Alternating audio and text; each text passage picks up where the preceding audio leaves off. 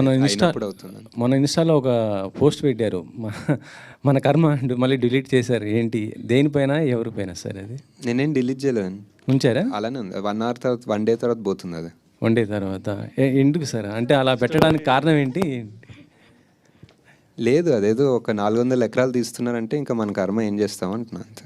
అంటే ఇది గవర్నమెంట్కి చేస్తున్నా అంటే దానిపైన మీరు ఏం చెప్పాలనుకున్నా చెప్పండి. ఆ 400 ఎకరాలు సేవ్ చేస్తే మీకే, మీ ఇష్టం, మీకు ఏదైనా చెప్తాను. అంటే గవర్నమెంట్ ఏదైనా కోర్టు కావాలంటే అది ఇస్తాను.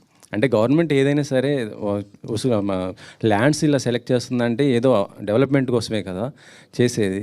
సో ఇక్కడ మీకు అంటే ఆ పర్టిక్యులర్ ఏరియాలో అదొక్కటే గ్రీన్ సింక్, కార్బన్ సింక్ అనుకోవచ్చు, వాట్ ఎవర్ గ్రీన్ ఏరియా.